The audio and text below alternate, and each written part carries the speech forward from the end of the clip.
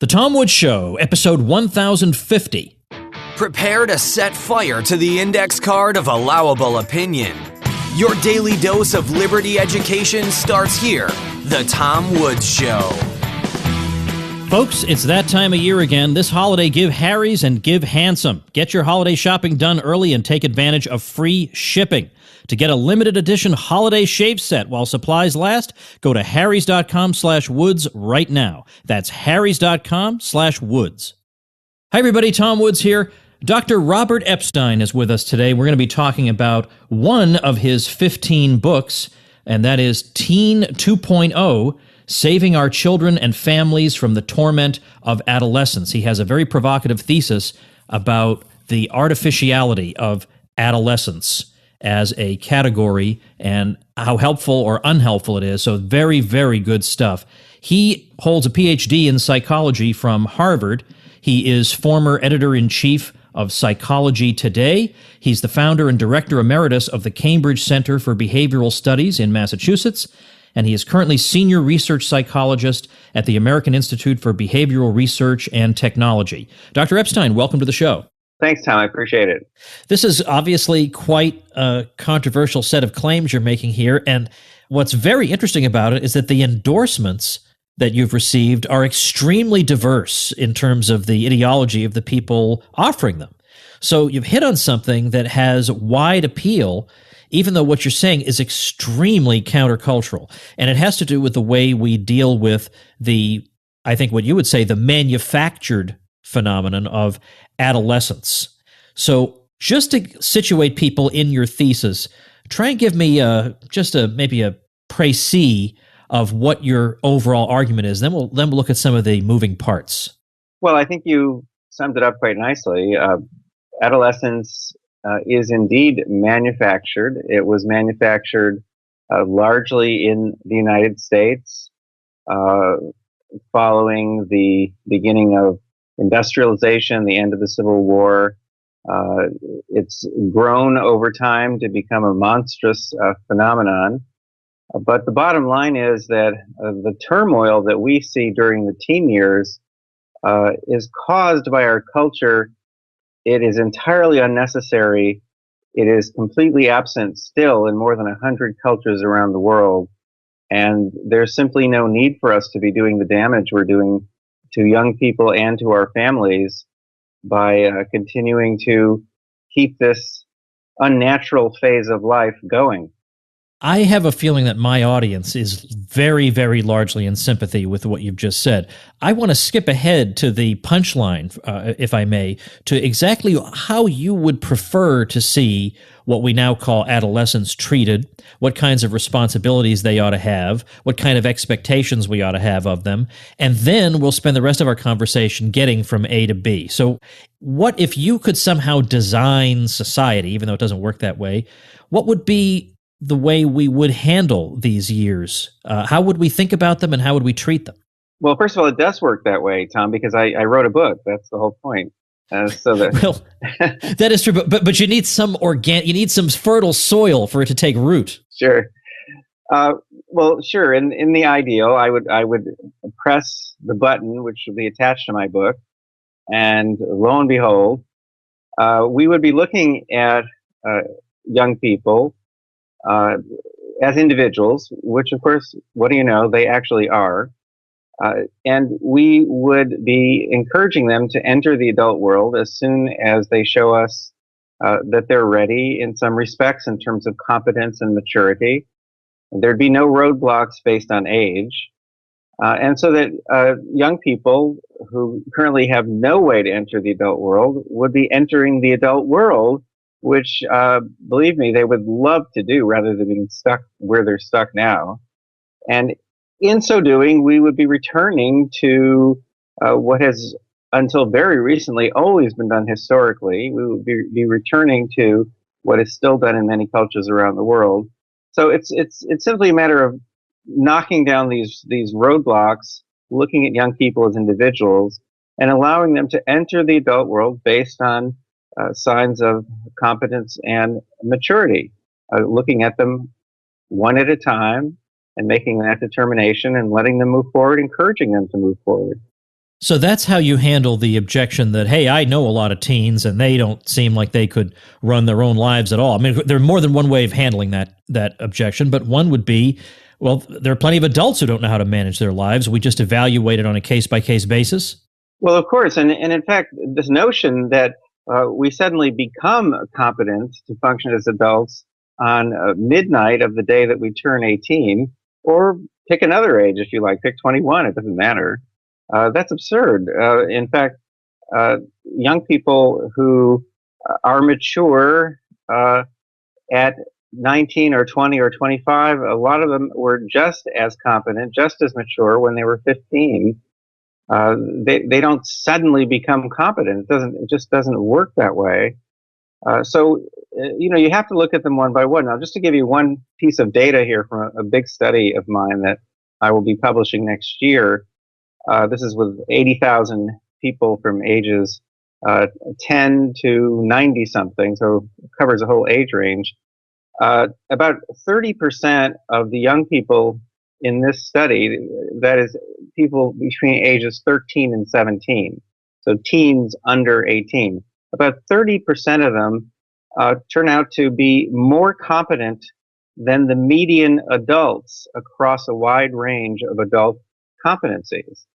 More competent than the median adult, meaning more competent than half of adults across a wide range of adult competencies.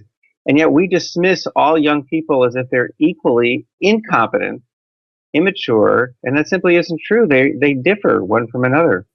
I want to get into a couple of controversial areas that, for my audience, won't be that controversial, but I'm interested to hear them advanced in your book. And in particular, what I have in mind are child labor and compulsory education.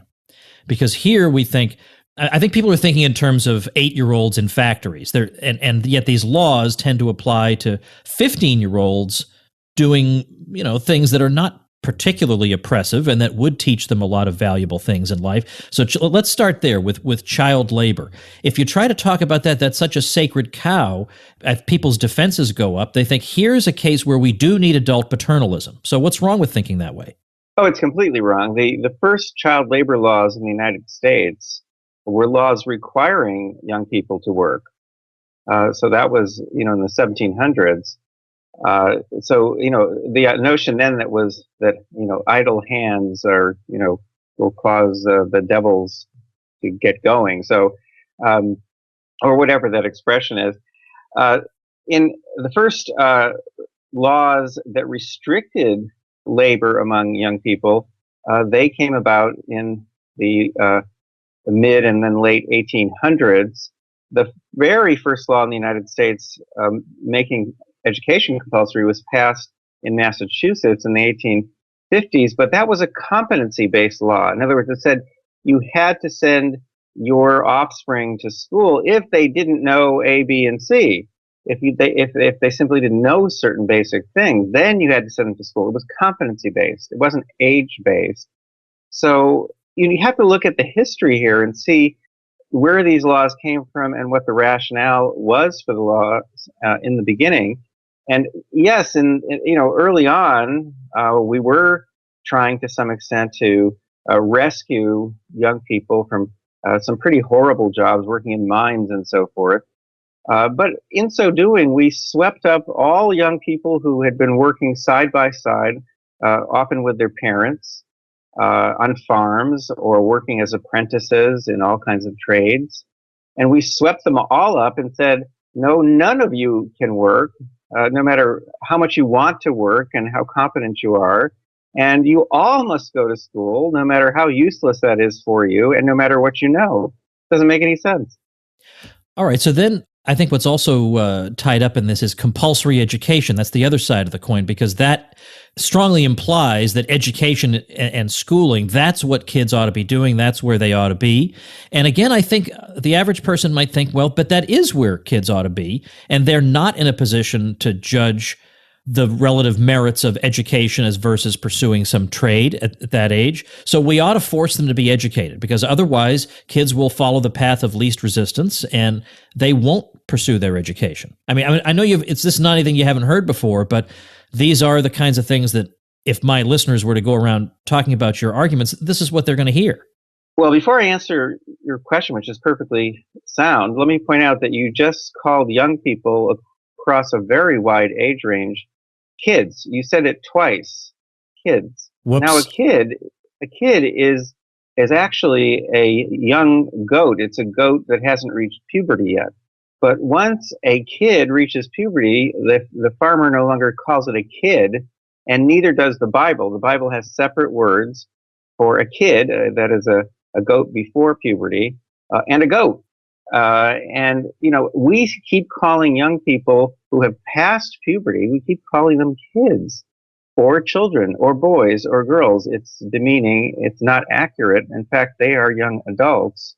Now, in terms of, what their abilities are, after they've reached puberty, that's where, again, you have to go one by one. And in terms of school, I would say past puberty, school makes no sense, absolutely no sense whatsoever, especially these days.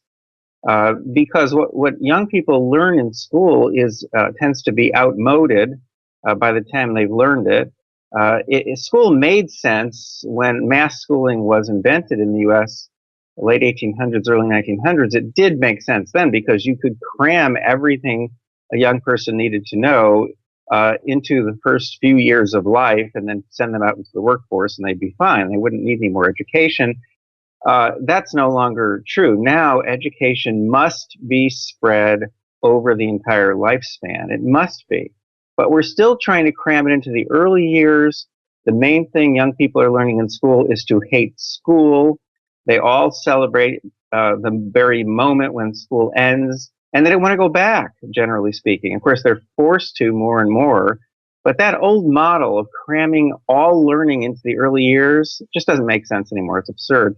Now, there's also a problem with corralling, as if they were cattle, all young people together in big buildings, all of roughly the same age. That also makes no sense. In cultures around the world and through most of human history, during the teen years, young people worked side by side with responsible adults. They were apprentices. They worked on farms, and those are the critical years when young people should be associating mainly with responsible adults, not with peers. And it's still the case today in developing nations, at least, that young people in their teens spend about 5 hours a week with peers. Here, they spend about 65 hours a week with peers who are the last people on earth they should be associating with. But that may seem odd to people. They would think that those are precisely the people they should be associating with.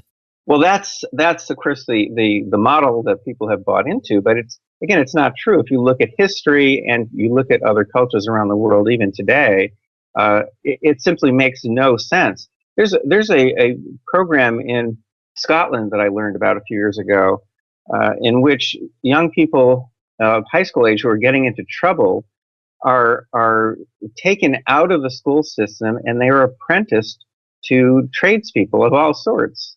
Now, that could be electricians, it could be plumbers, but these days it could be computer scientists, it could be programmers.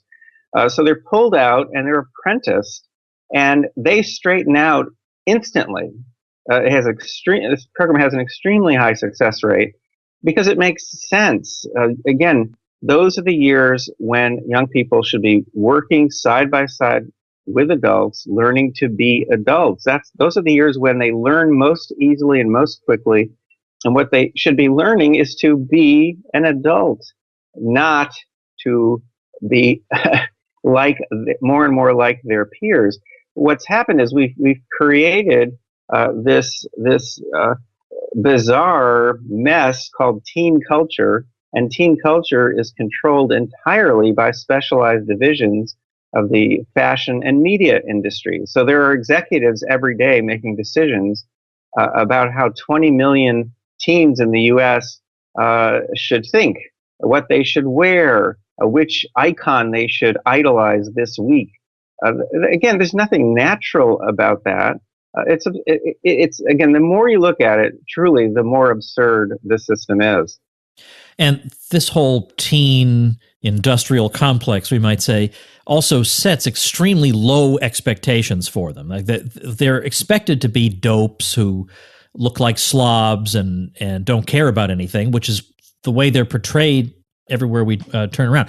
All right, quite a lot more to ask Dr. Epstein about, and we'll continue this conversation after we thank our sponsor. Folks, once again, I am here to help make your holiday season a little bit easier by giving you great suggestions. Remember, I bought Michael Malice a Harry's shave set last year, and he still uses it. He brought it with him to the 1000th episode event, and he loves it. It's monogrammed, so it caters to his, ego problem. But the whole set is just fantastic. They come with German-engineered 5-blade cartridges that give you a close, comfortable shave, as I myself have had with Harry's. Gives you a foaming shave gel that smells great. They offer special limited edition winter chrome and emerald green handles that you, too, can have engraved and personalized. No matter what you're looking for, Harry's has you covered. Sets come ready to gift in beautifully designed gift boxes.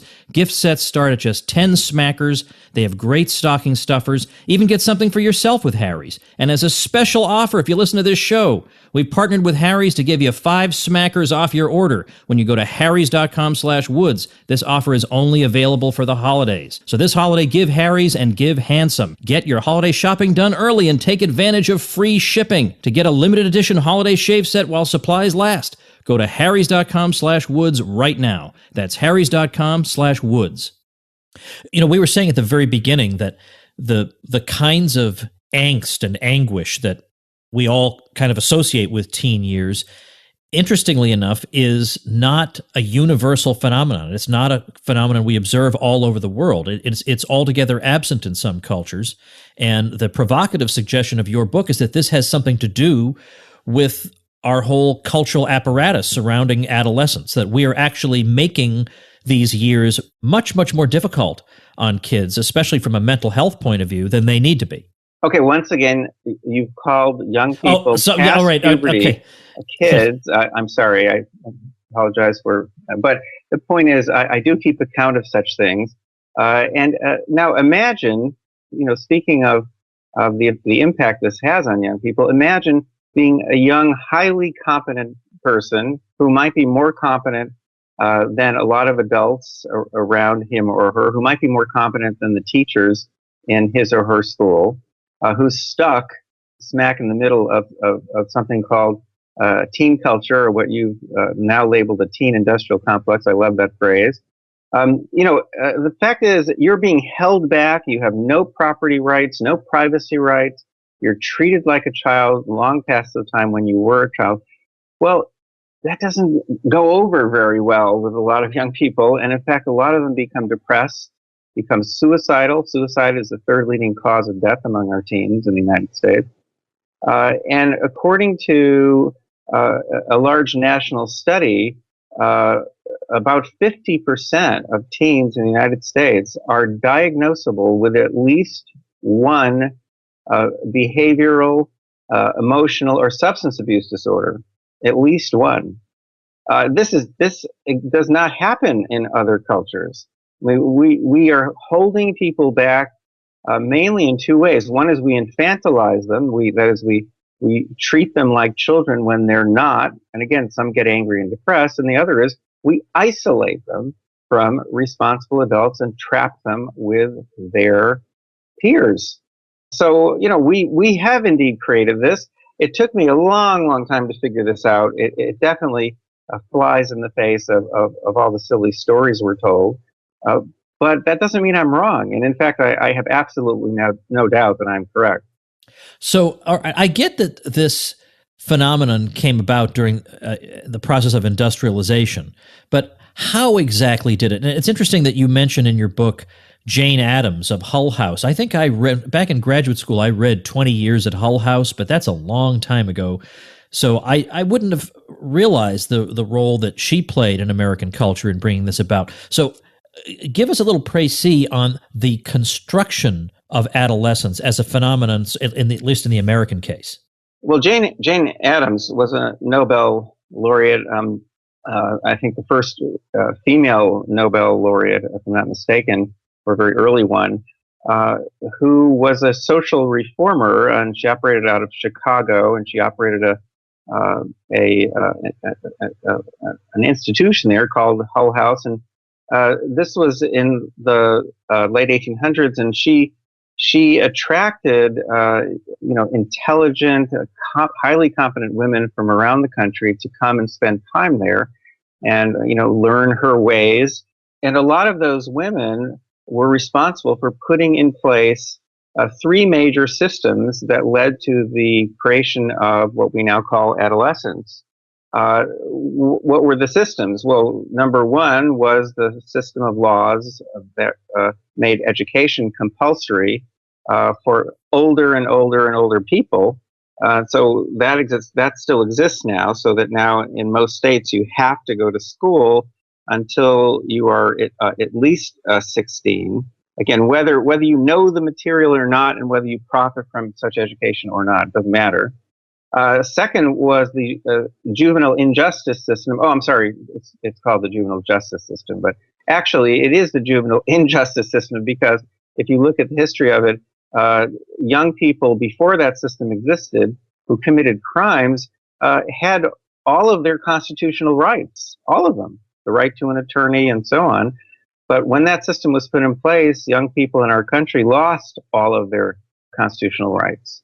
This system, the juvenile injustice system, was set up to sweep young people off the streets because there were so many immigrants here, especially in the first decade of the 1900s. And steps had to be taken, draconian steps had to be taken. The juvenile injustice system was the second major step, and the third one were the child labor laws. And we've talked about those a bit, but again, older and older competent people were now restricted, now prevented from working, no matter how competent they were, no matter how good they were at their jobs. And in my book, I trace the history of all three of these systems. A lot of them can be traced, it turns out, to Jane Addams and her associates at Hull House. A lot of these systems were first put in place, in fact, in Chicago or in the state of Illinois, and then spread around the country. So that's in a nutshell. That's how adolescence was created. That's how young people became treated more and more like children, even though they no longer were children. And that's how they became more and more isolated from responsible adults.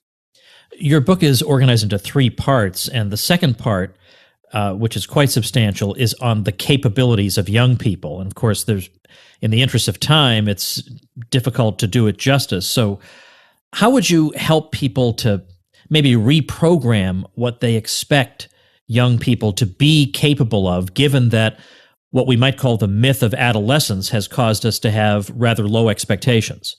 Well, first of all, you have to put on your critical thinking cap when looking at some of the messages that we're getting. We're getting messages all the time which are underwritten by major drug companies saying that there is something wrong with the teen brain. Okay, that's absurd. That's preposterous. Again, the fact that there is no teen turmoil to this day in more than 100 cultures around the world, that tells you there is nothing inherently wrong with the teen brain. The teen turmoil that we see in our country is created by us, by our culture. So start there, begin to look at things critically, and then you've got to try to look at your own offspring as individuals, looking at how capable they are. I do have an online test at howadultareyou.com that people can take. And again, let me just give you just a couple of quick numbers again to show you how shoddy our thinking is on this issue. When adults, that is over 18, and in this case up to people in their 90s in studies that we've done, when adults take this online test of adult competence, they score on average about 92%, because it just looks at very basic adult skills. When you ask adults how high teens will score on this test, they estimate that teens will score 48%. That's how we view teens in this country. But when I look at scores of young people ages 13 to 17, and again, tens of thousands who've taken this very same test, they score about 90%. They score almost as high as so-called adults do, and in some categories, subcategories on the test, they outscore so-called adults. So our thinking is wrong. Our preconceptions are wrong, and now we have to correct that and look at young people, especially our own offspring in our own homes. We have to look at them one by one by one. So, I do this now with my own teen offspring, and I still have three in their teens. And I do this, so it can be done. And the two most important words I use now in my own parenting are, you decide. Very interesting. Okay, very, very interesting. I mean, yeah, I wonder what you think about the love and logic idea of parenting. I just asked parenthetically. You familiar with that series? I am. I'm familiar with all kinds of parenting strategies and schemes, and there's nothing that even comes close to what we should be doing, in my opinion, because, again, you have to start by throwing away all of the mainstream ideas that we're bombarded with, again, many of which are underwritten by pharmaceutical companies. And love and logic doesn't even come close. You've got to wipe the slate clean and think fresh about young people. And we've got to even change the language that we use when we describe young people, when we refer to them.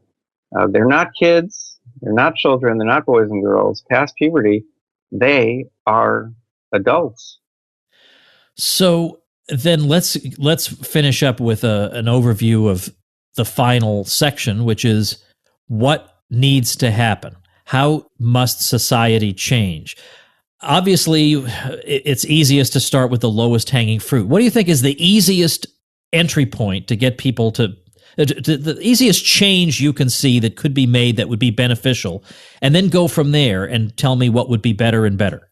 Well, of course, we have most control over our own lives, and to me, that means again taking a fresh look at your own offspring and at their capabilities, and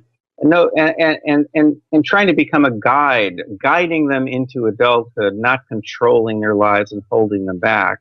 So that's where we can start, and that means in many cases that the first thing you've got to do is think about homeschooling, because as soon as you send them off into those corrals where all the cattle are, you will do irreparable damage to them, almost certainly. So you've got to think about looking at them as individuals. You've got to think about homeschooling. You've got to think about ways of raising them in a way outside the mainstream, methods that are used to raise young people in our country.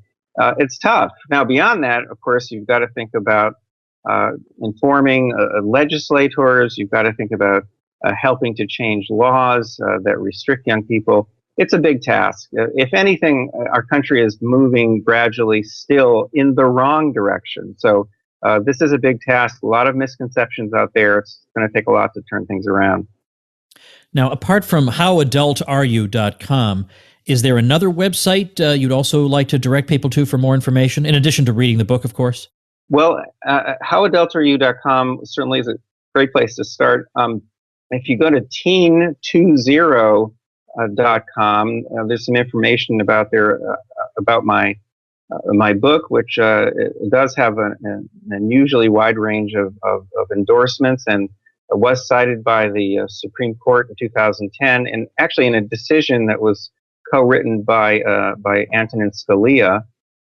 So there are people who love this book who are on the right. It did win an award from a libertarian organization, and there are lots of people on the left who love it as well. So, people can look for the book, or they can get the book online, certainly through Amazon.com or going to teen20.com. And there's more. There's lots more too. So if people go to my main website, which is drrobertepstein.com, and go to the section on adolescence, there are lots of other resources there as well. All right, I will collect all these websites on today's show notes page. This is episode 1050, 1050. So tomwoods.com/1050 will have those sites, plus a link to the book we've been discussing, which is Teen 2.0, Saving Our Children and Families from the Torment of Adolescence. We'll link to that there as well. Well, Dr. Epstein, I appreciate your time. Of course, we could talk for hours, but my view is let's get people reading the book because it's going to get them thinking in new and exciting ways. Thanks again. Thank you, Tom. All right, everybody. Great website to tell you about today. Again, created by a listener. This is such a great idea. I'm sure everybody already knows about this except me, but all right, it's good for me. But it seems like a really great product that I want. It's northwoodsdrinkstones.com. Northwoodsdrinkstones.com. The idea is instead of putting ice in your drink, which waters down your drink and detracts from the flavor of your drink, you put these beautiful granite stones in your drink, and they look excellent. They naturally cool your drink, and they don't water it down. And you look like Mr. Sophistication on top of it. So it's a tremendous idea. And again, it's a business created by a listener of this very podcast. So check them out over at northwoodsdrinkstones.com. I will link to them at tomwoods.com/1050. And remember, you can get a shout out like this for your brand new website. Check out tomwoods.com/publicity before you start that site to find out the details. All right, I got, let's see, I'm doing a whole bunch of interviews tomorrow, and I don't know which one's going to run tomorrow. So we're just going to have to tune in and see. Every one of them's juicy. See you then. Become a smarter libertarian in just 30 minutes a day. Visit tomwoods.com to subscribe to the show for free, and we'll see you next time.